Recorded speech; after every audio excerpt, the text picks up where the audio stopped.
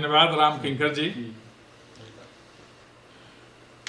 भारतीय संस्कृति और मानव मूल्य विषय पर आयोजित इस वेबिनार में मुख्य प्रमुख और अधिकारी वक्ता के रूप में अभी मैं प्रोफेसर कपिल देव मिश्र जी, माननीय कुलपति जबलपुर विश्वविद्यालय को सुन रहा था। इतना अच्छा बोलते हैं मिश्रा जी कि पूरा सुनने का भाव जागृत हो जाता है, और जब विषय भारतीय संस्कृति और मानव मूल्य का हो तो फिर कुछ कहना ही नहीं है। वस्तुतः भारतीय परंपरा संस्कार का जितना बोध और जितना ज्ञान मिश्रा जी को है, बहुत कम लोगों को उतना हो पाता है। इसलिए है कि वह संस्कार जीते हैं, इसलिए है कि वह संस्कृत को संरक्षित करते हैं, इसलिए है कि वह संस्कृति को संवर्धित करते हैं। इसलिए जब ऐसा विषय हो तो फिर उनका जो वेग है वह औरों से बहुत ज़्यादा होता है, और इसलिए होता है कि भारत की जो सनातन संस्कृति है, मान्यताएं हैं, उसे समृद्ध करना होता है। तो ऐसे प्रिय भाई कपिल देव जी को इतनी अच्छी वक्तृता के लिए बधाई और साधुवाद। इस कार्यक्रम में जुड़े हुए श्री नागेंद्र मिश्र जी, राजेश कुमार गर्ग जी, अन्य जो लोग भी इससे जुड़े हैं, ऐसे सभी को माँ नर्मदा का आशीर्वाद प्राप्त हो, और आज का जो दौर है कोविड-19 का, उसकी भयावहता से उन सभी को मुक्ति मिले, और इस अदृश्य विषाणु का प्रकोप अब भारत में न रहे, इसके लिए मेरी शुभकामना। जब हम भारतीय संस्कृति और मानव मूल्य के बारे में विचार करते हैं तो हमें तत्क्षण बोध हो जाता है कि ऐसी संस्कृति जिसे संगम संस्कृति कहते हैं, और संगम संस्कृति कहते ही इसलिए हैं कि मानवीय मूल्यों, मानवीय परंपराओं और मानवीय संवेदनाओं की जितनी भी धाराएं हैं वो भारतीय संस्कृति में समाहित होती हैं, और समाहित होकर पुनः पल्लवित होती हैं और प्रदर्शित भी होती हैं। और इस पल्लवन और प्रदर्शन के क्रम में मनुष्य को मनुष्यता के शिखर तक ले जाती हैं, जिसमें सारे सद्गुण ही सद्गुण होते हैं। कहा जाता है कि आत्मपरक, सत्यशोधक और आंतरिक रसमयता का ही अविरल प्रवाह भारत की संस्कृति है। कारण कि इसमें धर्म, अध्यात्म, अर्थ, राजनीति और भाषा, साहित्य सभी का समावेश है। जिधर आप देखेंगे इस संस्कृति के दिग्दर्शन हो ही जाएंगे, और निरंतर रसमय, सत्यमय, आनंदमय, आत्ममय, एकात्ममय हम सभी को हमारी संस्कृति बनाती है। इस संस्कृति की बहुत विशेषताएं हैं। हिमालय के अच्छे हिम भंडार से लेकर दक्षिण में अथाह सागर तक, पश्चिम के गर्म रेगिस्तान से लेकर पूर्व के नम डेल्टा तक, सूखी गर्मी से लेकर जहाँ मैं स्थित हूँ, पहाड़ियों की तराई के मध्य पठार की ठंड तक, भारतीय जीवन शैली की विविधता और भौगोलिक भव्यता का दर्शन भारतीय संस्कृति में होता रहता है। ये भारतीय संस्कृति चरय वेद की संस्कृति है, निरंतर प्रवाह है, जिसमें एकात्मकता है और सभी को जोड़ने का भाव है। अभी प्रोफेसर कपिल देव मिश्र जी बहुत अच्छी बात कर रहे थे पुरुषार्थ की और आश्रम व्यवस्था की। वस्तुतः हमारी संस्कृति आश्रम व्यवस्था से प्रसारित, संचालित और प्रवाहित होती है, नियमित और नियंत्रित होती है, और फिर पुरुषार्थ में यह जाकर व्यक्त होती है और मनुष्य को उस मुकाम तक ले जाती है जहाँ वह पूर्ण मुक्त हो जाता है। अभी चर्चा हो रही थी मोक्ष की। मोक्ष, कैवल्य, निर्वाण, ये सब इसके शिखर के सोपान कहे जाते हैं, जहाँ भारतीय संस्कृति हमें लेकर जाती है। इसे संगम संस्कृति कहते ही इसलिए हैं कि इसमें समावेशन है, मिलने का भाव है। इसकी बहुत सारी विशेषताएं हैं जिनके बारे में संक्षेप में मैं चर्चा करूंगा। अध्यक्ष को ऐसे भी बहुत कम बोलना चाहिए। हमारी संस्कृति में सभ्यता है और संस्कार है। संस्कारों की चर्चा भी हो चुकी। मानव सभ्यता का एक अविरल इतिहास है और यह इतिहास अबाध गति से आगे बढ़ता जाता है। इस इतिहास क्रम में कोई भी अध्याय अंतिम नहीं होता और कोई भी पेज आखिरी नहीं होता। इसलिए संस्कृति प्रवाहित होती चलती है, समृद्ध होती चलती है। इसीलिए धर्म की ही तरह इसे सनातन संस्कृति कहते हैं। जैसे एस धर्म सनातन कहते हैं, एस संस्कृति सनातन, यह संस्कृति सनातन संस्कृति है और इसमें केवल अच्छाइयाँ हैं। इसमें पुरातनता है, निरंतरता है, लचीलापन है, समय के साथ परिवर्तनशीलता और समन्वयवादिता इसकी प्रमुख विशेषता है। जो भी हमारे पास आए हमने उनके साथ समन्वय किया और उनको अपने में मिलाया, इसलिए इसमें समावेशन है। जो भी कहीं से आए अपनी सभ्यता लेकर, अपने संस्कार लेकर, हमारी संस्कृति ने उनको मिला लिया और इसके बाद उनका वैधानिकरण भी कर दिया, विधिवत स्वरूप प्रदान कर दिया। जो भी भारत भूमि में आए अपनी विशेषताओं को लेकर के आए, उन विशेषताओं को जिसमें मानवता और मानवीयता के भाव हैं, उन विशेषताओं को नहीं जिसमें करुषता है। इसलिए हमेशा धवलता हमारी संस्कृति का सार है और इसीलिए कहा जाता है यह संपूर्ण जीवन का संकलित विचार लेकर यह संस्कृति चलती है। इसकी एक विशेषता प्रकृति बंधन है, जिसके बारे में अभी प्रोफेसर कपिल देव जी कह रहे थे। हमारे यहाँ जो शांति मंत्र है उसमें भी वनस्पति है शांत की बात करते हैं। हमारे यहाँ गीता में अभी बहुत अच्छी बात भी हो रही थी। पीपल को भगवान ने कहा कि मैं वृक्षों में पीपल हूँ, पक्षियों में गरुड़ हूँ। हर तरह से जितने प्रकृति के उपागम, उपादान और अवयव हैं, सब में कृष्ण ने अपने को निवसित बताया कि सब उन्हीं के स्वरूप हैं। इसलिए प्रकृति बंधन बहुत मायने रखता है। आज का जो दौर है अदृश्य विषाणु कोविड-19 का, उसमें हमें संबल, सुरक्षा और सहयोग करने वाली कोई विधा है तो वह प्रकृति ही है। और वनौषधियाँ ज़्यादा उपादेय हैं आज के दौर में। तुलसी, नीम, हल्दी, गिलोय, ये सब बहुत ज़्यादा उपयोगी हैं। इन्हीं से प्रतिरोधक क्षमता बढ़ती है मनुष्य की, जिस पर प्रहार करता है यह कोविड-19। तो अगर उस प्रहार से बचना है तो हमें जो हमारी माँ दादी ने बताया है, प्रकृति के ऐसे सुदृढ़ आधारों को, उसे लेकर हमें चलना चाहिए। हमारी संस्कृति में प्रकृति बंधन केवल वनस्पतियों का ही नहीं, हम अरण्य बंधन भी करते हैं, पर्वतों का भी बंधन करते हैं, मैकल पर्वत श्रृंखला का बंधन करते हैं, विंध्य पर्वत का बंधन करते हैं, सतपुड़ा की पहाड़ियों का बंधन करते हैं, नदियों का बंधन करते हैं। नदियों को माँ कह के संबोधित, माँ गंगा, माँ यमुना, माँ नर्मदा, ये सब माँ है।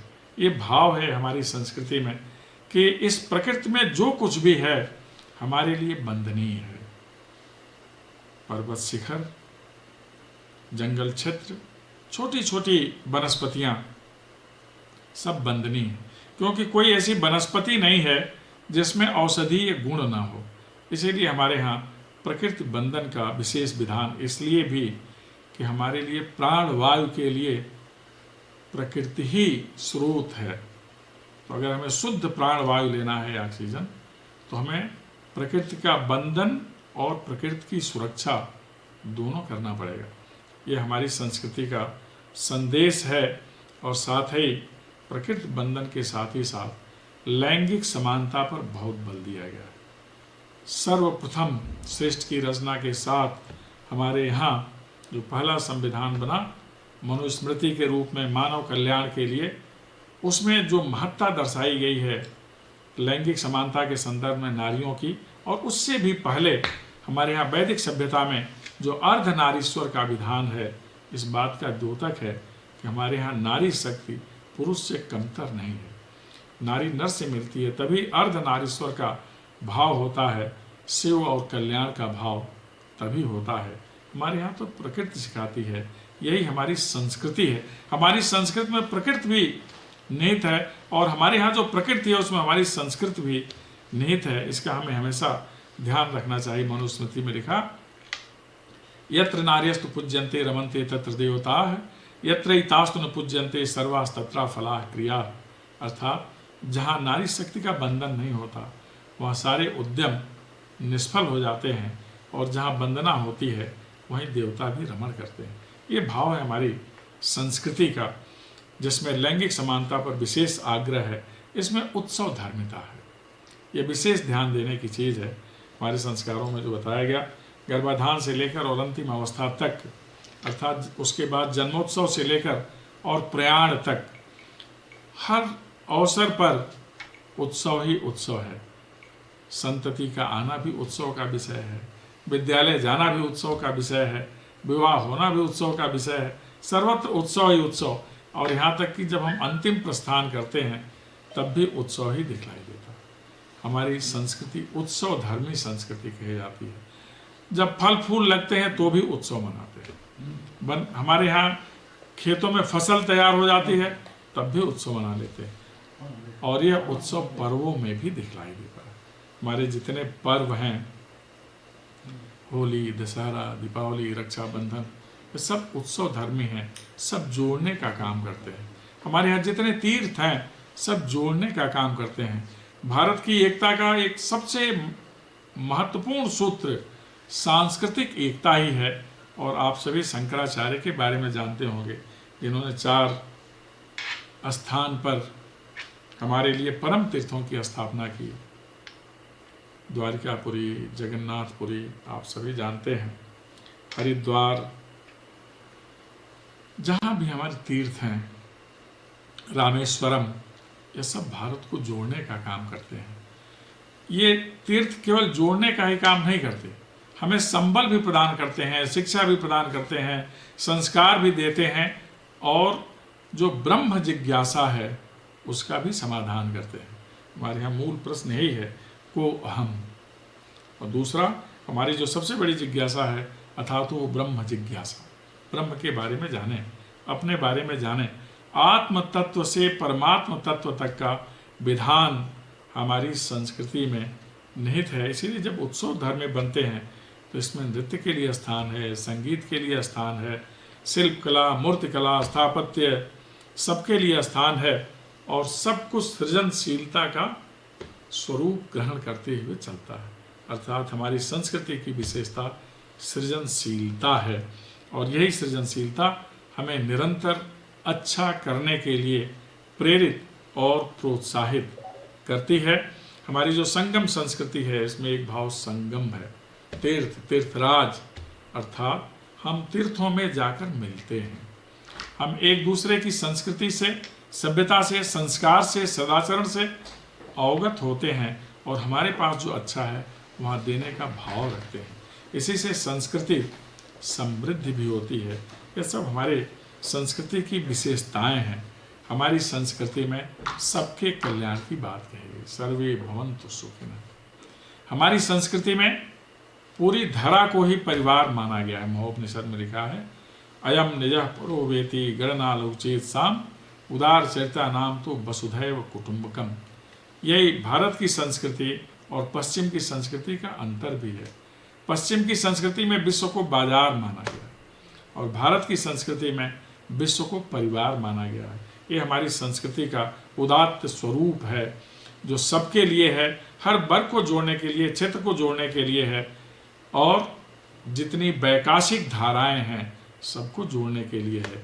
इसीलिए यह सतत विकास की संस्कृति है, ज्ञान ध्यान की संस्कृति है, विज्ञान और अध्यात्म की संस्कृति है।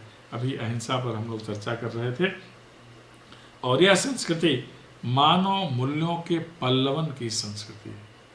इसमें मानव मूल्यों का बहुत अधिक ध्यान रखा गया है, विधान रखा गया है। इसीलिए जब अपनी संस्कृति की चर्चा करते हैं तो हम आहार, आवास, आवरण, आदत और जो उत्सव हैं सबका ध्यान रखते हैं।